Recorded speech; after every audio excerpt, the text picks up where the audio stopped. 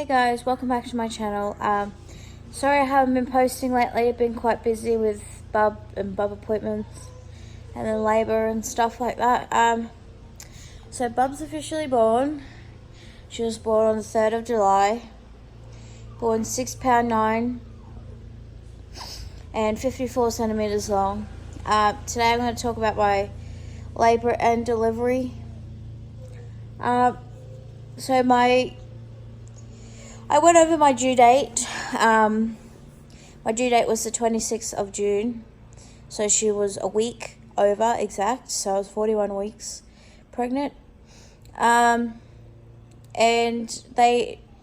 when I was 40 weeks, on the 26th, they decided to book me for an induction on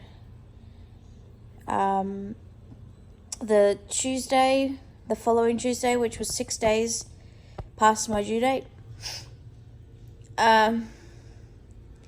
Because my appointment was a day after my due date, and so I went on the 27th. They booked an induction 6 days after that, hoping that Bub was going to be born before then, but no.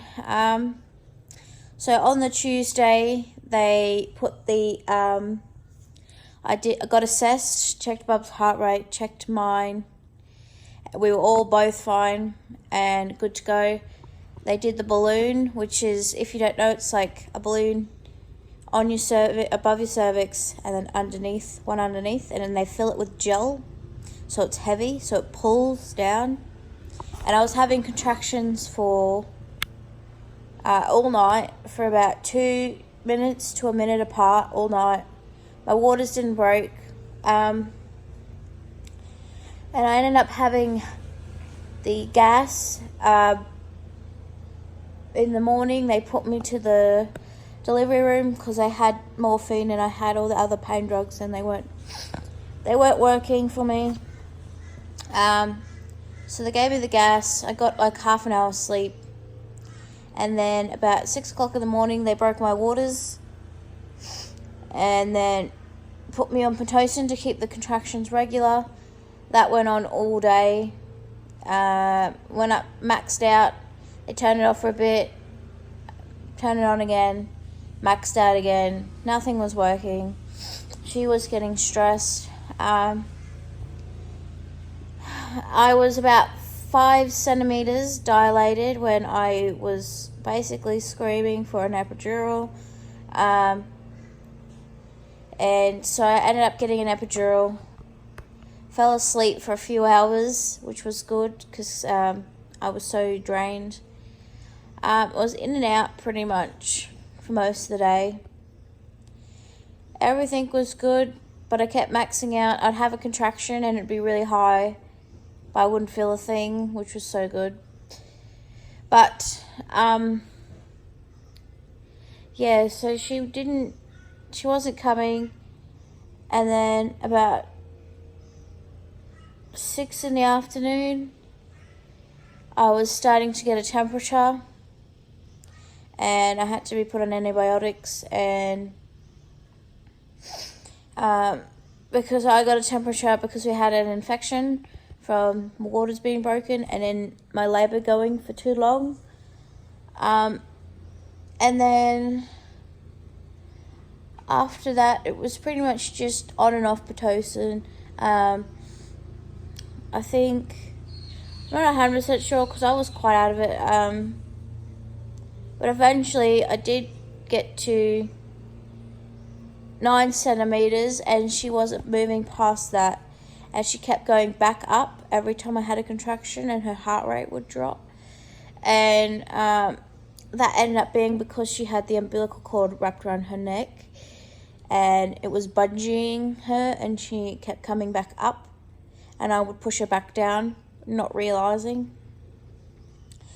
But I ended up having a episiotomy, which is, if you don't know, it's a slice, I think, from your vagina to your butt, and then they put a suction cup on the baby's head, about at the back of the head, and they pull while you push.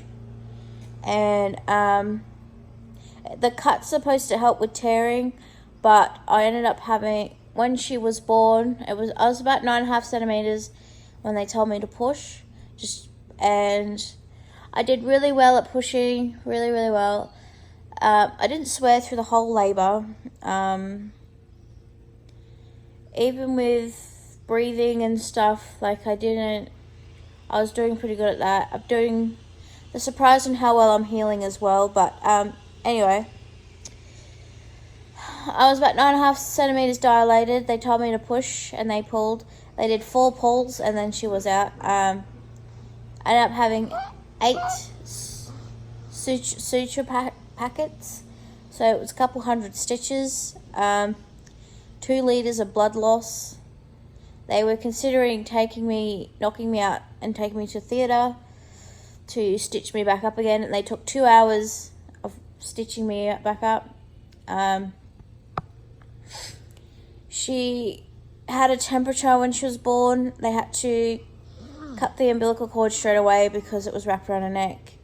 And they gave her oxygen. It took her about a minute or two to take her first cry and breathe properly, which I was stressed because I couldn't hear her. And then she did a few weak cries, and then she did a big cry, and then that was when I was relieved that she was okay.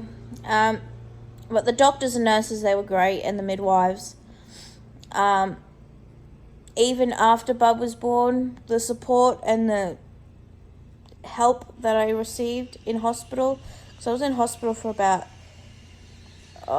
nearly a week or over a week, I think. So I was glad to get out. But yeah, so she's a week and 1 day old today. She did really well. We're recovering well. She does have blocked eye ducts. That's why her eye looks this one looks a bit swollen and red. We do have eye drops for that. Went to the doctors today to get that sorted. But other than that, Bub's doing really well. She's gaining. I am breastfeeding, and that's going really well. She latches so easily. Hopefully it stays that way, but yeah. Can't complain. She wakes up every 3-4 hours for a feed on the dot when my alarms go off, so that's pretty good at the moment. But yeah, me and her dad are very happy. She's very content, happy baby. Yeah, she's all registered now. We registered her. Her birth certificate's on the way, and I don't think there's much else. But she's doing really, really well. Couldn't be happier. Thank you for everyone at the hospital. You probably won't see this, but thank you so much. I won't say the hospital name, but actually, yes, I will. Mackay Base Hospital. Thank you guys so much. You guys are amazing. You helped me so much. And yeah, so I think that's it for you guys. Don't forget to like and subscribe, and yeah, I hope you enjoy. Sorry that I didn't do a labour vlog when it all happened. It was just too busy. There's too many people, and yeah, but hope you guys enjoy. I did just upload a video called Dear Baby Emily. It's just a small video of me pregnant, and then me at the end not pregnant, and yeah, anyway, I'll just let you guys watch it. Thanks for watching. Hope you guys enjoy, and yeah, I'll see you guys next time. Bye.